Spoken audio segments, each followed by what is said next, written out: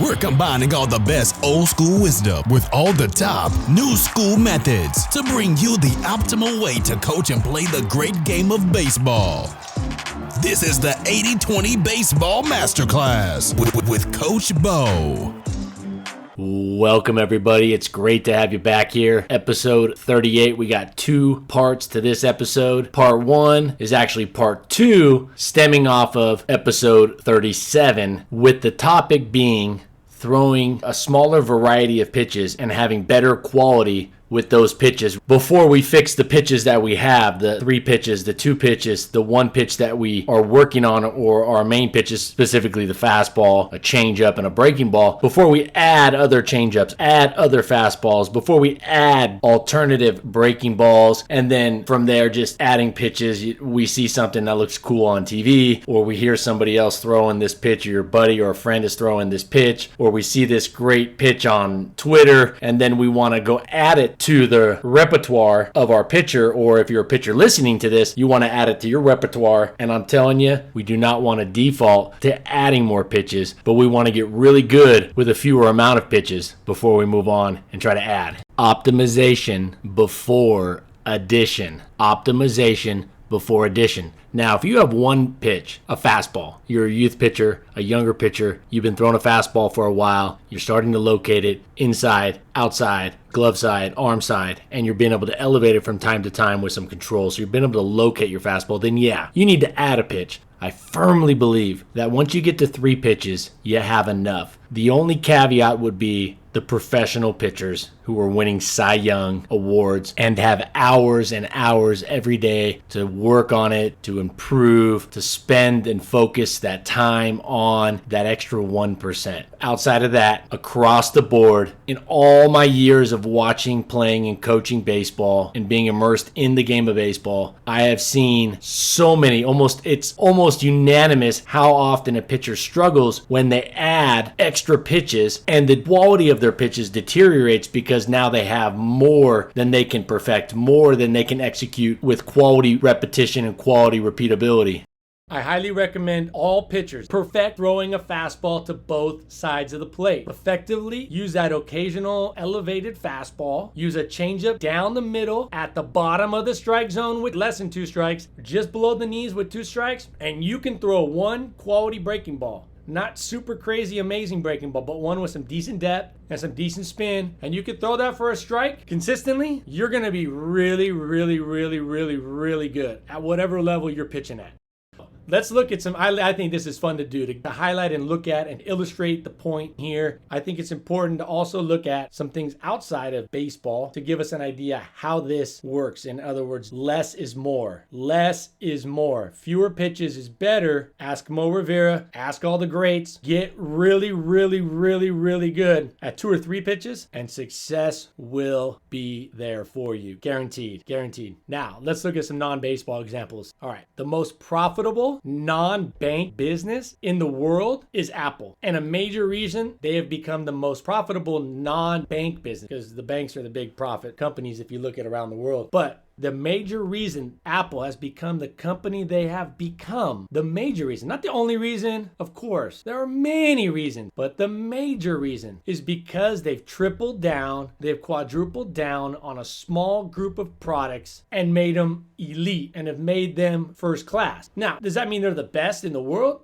Not necessarily, but they're at the very top. And then when you start adding a lineup of 5, 6, 7 high quality products, you can really focus on those and get really good. They're very slow to add new product lines. Here's a quote from the late Steve Jobs. Now, Steve Jobs, anybody who's studied him, and his book's a really good book by Walter Isaacson. It's not a baseball book, but it is a really good book, and there's some lessons in there to learn. Now, while he did have some social skill limitations, to say the least, everybody kind of knew him, said that was kind of resounding.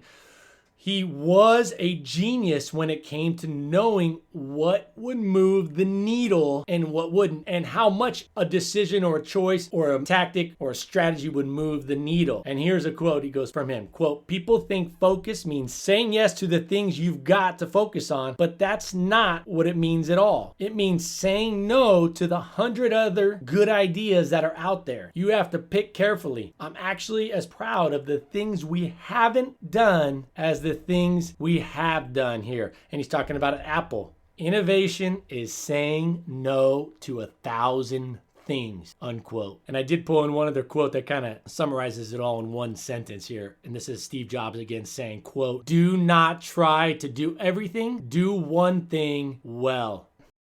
The well-known burger drive-through, In-N-Out. It's a well-known burger drive-through restaurant, In-N-Out. It's typically, it's all out here on the West Coast. There's a lot of great burger restaurants and a lot of great burgers, and probably some burgers being made in backyards that are as good or better. But what's interesting, I think, about In-N-Out, whether they're the best burger or the 5th best or the 8th best burger, they make nearly double the revenue per restaurant than that of the mighty McDonald's. But In-N-Out's menu, well, it's at least its visible menu has only hamburgers, a variety of, cheeseburgers, I get a double-double, but really it's just burgers, fries, and shakes. They do soda, but that's really just kind of pumped in, right? Kind of dropped off and pumped in. Burgers, fries, and shakes. And their food is burgers, fries. That's all they got. Burgers, fries. No chicken, no tacos, no pizza, no corn dogs. They're burgers and fries, and they want to be the best at that they can be. And so all their focus goes into, and if you ever read up on In-N-Out, they'll talk about they because they only do burgers, they can focus and allocate resources and time and energy and focus to the whole line of where their hamburger and their meat comes from. And so they can kind of go down the supply chain in which it comes from, and they've started to just take that over and perfect that because they're not so spread out. They make burgers, so they got to have great meat. And so they've gone all the way down that supply chain and taking it over and really have a lot of say. So it's interesting, they can do that. It's like having a fastball and a changeup and a breaking ball. You can really, really double down. If you have like Mariano Rivera only has a cutter, well then he can just really, really, really hammer down on the nuances of that cutter instead of throwing it 20% of his bullpen. And as soon as he figures out something, or as soon as he makes a little, it's on to the next pitch. No. He's going to hammer, and repeat and perfect that one pitch. And that's what they do with their burgers and fries. Their menu is much smaller. Now they have the shakes and the sodas, aka pop. All you coaches out there, pretty much everywhere but the small little corner, the Southwest, pop, love that. I spent my summers in Montana, and I'd go to minor league games in Montana, Pioneer League games up there, Butte, Montana, and they would call it pop. I loved it. I wanted to get pop. I didn't want to get pop, but I wanted to pop. And so they got fries, shakes, and burgers, and then they have the soda, aka pop. McDonald's menu, on the other hand, has dozens and dozens and dozens of items. In-N-Out has set out to give all of its focus on the burger, the fries, and the shakes. They're not trying to be the jack-in-the-box of all trades, but rather the master of just a few. Also, a couple simple examples as we move forward. The late, great Peter Drucker, he said, and so famously said, efficiency is doing things right, but this is the part I want you to hear most importantly. That's important. Efficiency is doing things right. 80-20, we're big on efficiency, doing things right. Effectiveness is doing the right things. Efficiency is doing things right. Peter Drucker also says here in the second part of this quote, effectiveness is doing the right things. So you want to be effective, do the right things. And I think in pitching, if you do 7 things, I don't think you're going to be effective. If you have 7 pitches and 7 different pickoff moves, 6 different windups, you're not going to be effective. You're not going to be nearly as effective if you just simplified it and got really, really, really good. And your fastball was your burger, and that French fry was your changeup, and those shakes and customer service and freshness, that was your breaking ball, and it was consistent. You throw that breaking ball for strikes, double, triple, quadruple down on a few things and get really good at them as a pitcher. Now, one last sports example, and if you have not read about De La Salle football, De La Salle football is a Northern California school. I've never been to De La Salle. It's in Concord. I've never actually even been that close to it, but anybody who has any connection with high school sports, especially football, you've heard of De La Salle football. Obviously, they had that incredible winning streak of like 152 games in a row, some incredible. And I remember they came down to Southern California and played some extremely good teams. And they came down and played teams. I know the teams were good because when I was in high school back in the late 90s, I lined up against these teams, the Modern Days in Southern California. I lined up against these teams myself, and they were legit teams. These were legit, physical, first-rate programs, and they come down and beat those teams. Obviously, they crushed everybody up in Northern California, but they won so much. And you know what's interesting about De La Salle football? One of the great all-time programs, and a matter of fact, their football coach, former football coach, Bob Ladouceur is a coach you want to copy. You want to copy him all the way through and through. I would love to have him write a book on exactly. He's written some books. He's worked with authors and stuff. But man, I'd love to have him write this is my 5 steps to this, running a perfect program, yada yada yada. I'd love to read what his mind is thinking. But really, what's impressive is it's not all the things that you didn't, all these surprises and all these things that are just totally different. It's really boils down with De La Salle football is they're like on offense, they ran the same split back veer based plays. They ran the same split back option, dive, counter over and over and over and over again for like 40 years. And you know what? Everyone knew that it was coming, but they couldn't stop it because De La Salle was so good at it. They were so good at it. The Spartans they were so good, and they still are so good at it because they have a small playbook, but they dominate with it. Baseball and pitching are no different. As a matter of fact, before I move forward on that, I actually went to, in 2001, I think there was a book written on it, like the game of the century. And it was the first time like the number 1 and number 2 teams ranked in high school football I played. I can't imagine that was the first time, but it's probably because they didn't have rankings, official rankings like that were widely used and, kind of agreed upon. I think it was like USA Today's number 1 and 2. It was like the first time the number 1 and 2 teams had played each other. It was De La Salle was playing Long Beach Poly, and the game was in Long Beach. I was at the game. I sat 50-yard line, like 20 rows up, and I saw the Poly guys come out, and I played against Poly when I was in high school, and these were some just top-rate players, top-rate athletes, fast, big, strong, and, they were going to hit you, and they were going to run by you, and they were going to play well, and they were no chumps by any means, and De La Salle come out there, and I'm like, wait, why De La Salle bringing out is this their JV team? What are they doing? I thought it was their early outs. I thought, wait, that can't be their team. Like, their varsity team must still be under there in the locker room, in the tunnel. I could not believe it, but nobody else came out. That was their team. One, they didn't have that many players. I mean, I don't know, maybe like 50 players, 60 players. And Poly had, I don't know, seemed like 80, 75, 80. And the size difference was just astonishing. And De La Salle, I mean, they had Maurice Jones-Drew, who was pretty awesome. But even he was super undersized. And he just went out, and they went out, and they whooped Long Beach by a couple scores, Long Beach Poly. And it was quite shocking. But it came down to they were super good. Where Long Beach Poly was running they would run their first 10 plays of the game, and all 10 were different. De La Salle ran the first 10 plays of the game, and there was 2 different plays, and they're all from the same variation. I think about Lane Kiffin. I think Lane Kiffin got a worse rap than probably deserved when he left USC and Tennessee. But I'm not defending the guy by any means. But Lane Kiffin got too cute. He gets too cute with his play calling. He gets so cute with his play calling. I'm like, man, this guy he'd have literally his offense would run 80 plays in a game, and he would have 77 different formations. Guys were mislined up. They had illegal formations all the time, and they were just off by a couple feet with their pattern and this and the timing. I mean, of course they were. Get the movie when you get a chance. Remember the Titans. I think it's a great movie, and I love when the coaches get together and they say, and the guy holds up his Denzel Washington's one of the coaches, and he holds up his playbook and says, "Here's my playbook, coach." And the other guy's got his playbook, and it's massive. And Denzel Washington has his playbook, and he goes, we run 8 plays, and we run them perfect. 8 plays, and we run them perfect. And that's really what I think about with De La Salle. And great teams and great players. It's simple. They throw 3 pitches, and they get really, really, really good at those 3 pitches. All right. To sum it up, great pitchers command a fastball to both sides of the plate. They occasionally elevate it with command above a good hitting zone. They couple that with a well-executed changeup, middle down, and a tight breaking ball with some depth that they throw for strikes. Or you just master the 91, 92 mile an hour cut fastball with pinpoint control, and then, hey, it's all good, right? Ask Mo. But anyways, take this to heart, coaches. My 80-20 baseball family. You guys, there's a huge advantage here that don't try to be the jack of all trades with your pitchers. Be the master of a few until they get great with just the fastball command in and out, an occasional up, and then maybe a good breaking ball, or couple that with a solid changeup they consistently throw that comes in, it gets good swings and misses consistently. Hitters are getting fooled. Keep it simple. Don't get crazy, and don't read these articles and see this stuff where they have all these pitches. All right, the Walker Buehlers are the super anomaly. They can go out and throw a cutter right after throwing a slider and throw it consistently. You're going to have so much success. Look at the great pitchers of all time. They've had fastball control to both sides. They've had a changeup or maybe a split. Some of them like Roger Clemens and Kurt Schilling, but most of them had changeups middle down, and they had a breaking ball that they threw for strikes. It wasn't a little rainbow curveball or breaking ball, but they did throw it for strikes. Some decent depth, some decent spin. Doesn't have to be a wipeout slider. Something with some decent spin and decent depth.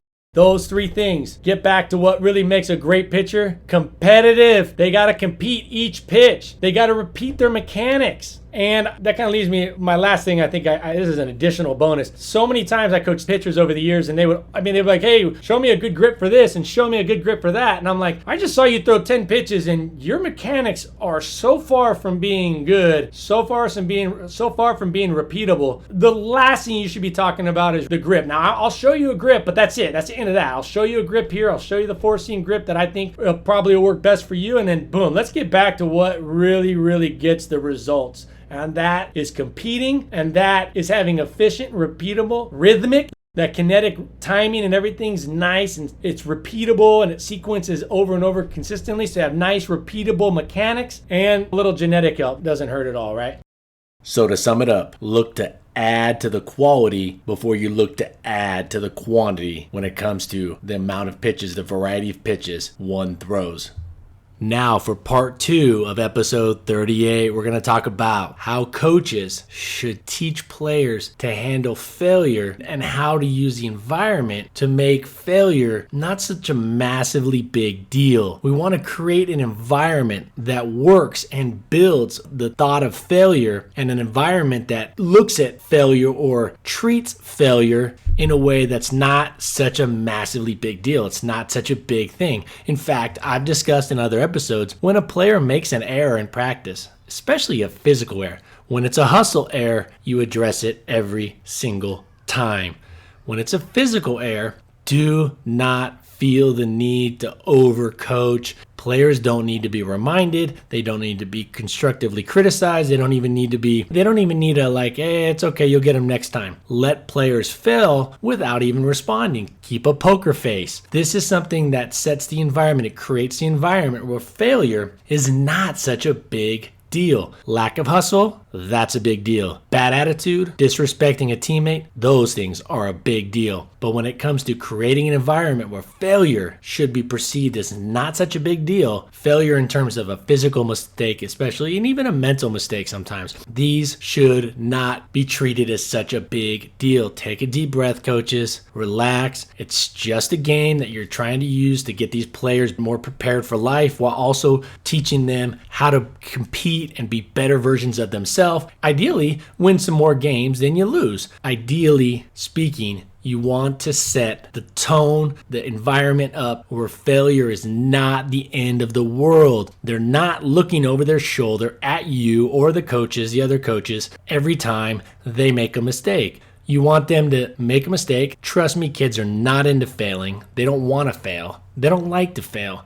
They don't need you to remind them. They don't need you to blow up and make it a massive big deal. Trust me, most of us, almost every human being, doesn't want to fail from an intrinsic point of view. Again, hustle, low hustle, disrespect, treating teammates bad, bullying, that stuff got to stop right then and there. There's no room for that. But we're talking about physical mistakes, things like that, even mental mistakes. And again, at the end of the day, if a player fails, the first thing you should think of before you're yelling and making it a big deal is, did I fail that player in my way of preparing them for whether it was practice or the drill or throughout the season? Have I failed to prepare them? Where could I have done better as a coach? First, look internally, and then I'm not saying it's always the coach's fault, but I think it's important that we don't just react so quickly and just jump on players immediately when there's failure. We need to look at failure like it's not the biggest of deals. It doesn't warrant any yelling. It just needs sometimes to play out. Stay even keel. Keep a poker face. Not all the time. Sometimes you got to be a little bit more firm with your tone, but use it with the team and not always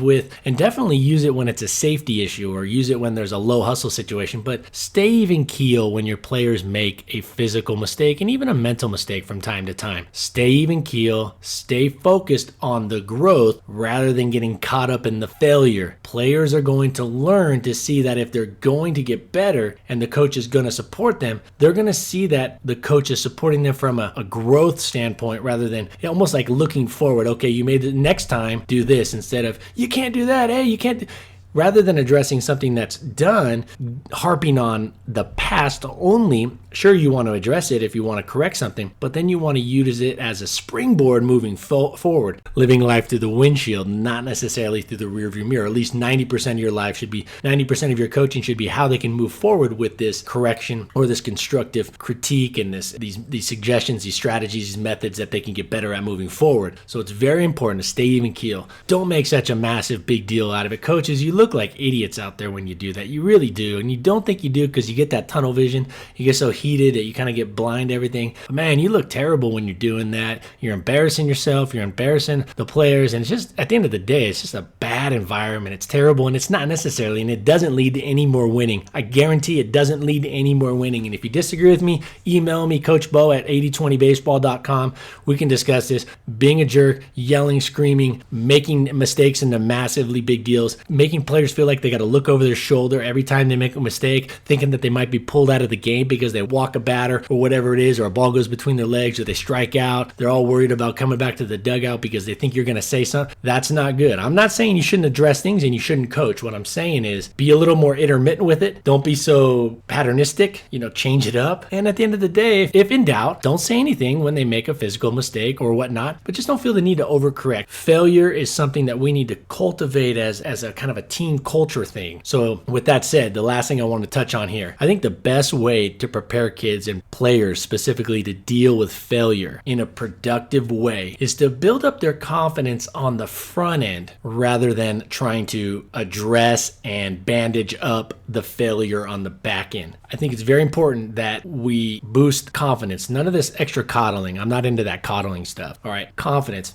Confidence to me comes from challenging your players, complimenting your players from time to time, not overpraising, but definitely most coaches underpraise. Some coaches don't praise at all. I think you should definitely praise, especially genuine praise. If they didn't earn it, 8th place shouldn't get a trophy. And the player does something that's an average play, they shouldn't get necessarily a compliment unless that player is somebody who struggled before with that particular part of the game or whatnot. So build up their confidence from challenging them and complimenting them, and also be upfront and very transparent and say, hey, I'm not here to yell at you. This is something that worked for me for years. As a teacher and as a coach, I would just be very upfront and say, I'm not going to yell at you. You're going to know if you messed up. You're going to know that. I know you're going to know that. You're all smart. You're all smart players, smart young men, smart young women, if it was in the classroom. And I understand that, and I respect that you're going to know when you make the mistake. I want to see growth. I want to see improvement. I want to see how you handle it. But I'm not going to be harping on you, yelling at you. Now, if you come out here low hustle, if you come out here disrespecting your teammates, if you come out here bullying somebody, all right, if you come out here and have just a bad attitude in general, that's not going to fly, not for 1 second. Now, when it comes to you making a mistake, don't look at me, don't kick the dirt, get ready for the next one, because, hey, we're okay with failure. We're not aiming for it, but we're okay with it, and we're going to build a community, an environment here where we're okay with failing because we know that's going to make us grow and get us better, but we're not going to harp on that failure. I'm not going to make a big deal out of that failure. You, as a player, and us as a team, we're going to understand that failure, it is what it is. We're going to learn real quick from it, move forward, and keep going, but I'm not going to sit here and yell at you and make a big deal. I'm not going to be the coach you got to look over your shoulder at. You make an error, don't look in the dugout. Look to your teammate for a little suggestion. Look inward to say, hey, next time I'm going to do X, Y, or Z, and we'll go from there. So that's one way to do it, just being up front. And then, give them compliments, genuine compliments, and build up their confidence. Because these kids, I swear, we have some real, it seems like kids that are coddled, they're overconfident, they have like too high self-esteem. We still have the issue we've had forever that I remember, is so many kids with low self-esteem that just need some praise, and a little praise will give them so much. So when they do fail or they do make a mistake, it's not a big deal. But at the end of the day, coaches, do not make failure a big deal. Just chill out, move on, move forward. Don't overcoach, and just stay even keel. It's so important that you understand this. Fight your urges. Relax. Stay even keel. Be the adult. Be the role model. All right, keep a poker face. And don't feel like you got to go out there and coach everybody for 2 hours straight or 3 hours straight. When you go out there as a coach and you address every failure, everything, again, pushing aside hustle and respect and all that, that's on another plate. We're discussing right here in front of us on this plate is physical mistakes, things like that. A ball goes between their legs. They don't catch a ball. They walk a batter. They strike out. We just need to reframe that and just as a coach and go, okay, I don't need to coach up every mistake for 2 or 3 hours straight, because you're actually sending a message, believe it or not, and this isn't really discussed a lot, you're actually sending a message to your players that you don't believe they can figure it out on their own, that they didn't see it on their own, that they can't grasp the failure on their own. And I'll tell you what, that's not very respectful, and indirectly that kind of you're almost telling them that you're lowballing their acumen out on the field and their ability to assess and make the adjustment on their own. So don't make failure into a big deal. I know this is something I could talk about for a long time. Just don't. Coaches, go out there and don't make failure a big deal. All right, relax. Don't feel like you got to correct and say something every time. Okay, you got my message on that? Do I need to go over it again, coaches? Please, please, please, just stay even keel out there. Stay in the moment. If you're staying present and you're staying in the moment, you're not going to get caught up too much with the past, because you're thinking about the next step. You're thinking about the improvement step. You're thinking about what's going to happen next, the next drill, the next thing. So you're not so caught up in that last failure, and you're not overdoing it, and you're not blowing up and making a big deal out of something that does not need to be a big deal. All right, it's a baseball game, and the most important thing is that they go out there and they compete, that they're hustling, they're going hard, they're supporting their teammates, they're respectful, they work hard, they don't whine, they don't complain. They make an error and the ball goes between their legs. Chill out, coach. They drop a fly ball, chill out. Don't be like, oh my God, and jump up off your bucket. All right, relax. All right, if they strike out, don't do the sigh and drop your clipboard. Chill out. Stay even keel, and they'll learn from that. You're setting a good example, because life's going to have some things coming their way, and you want them to just fold up like a lawn chair every time. You want them to just kind of shrug their shoulders. Stay positive, chest out, and be a good role model, all right? So let the kids fail, and you keep even keel with it. I'm going to end it there. You guys, this has been episode 38. Love having you guys on here. If you have any questions or anything that you want me to, any topics that you want me to cover in upcoming episodes, email me, coachbo@8020baseball.com. That is the numbers 8020. coachbo@8020baseball.com. I'll get back to you quickly. Reach out to me, share your thoughts, share your questions. Love having you guys on here. Love to see the audience building up. I'm gonna let you get going. Take care of yourself. I shouldn't say I'm gonna let you get going. You can get going whenever you want. You guys are,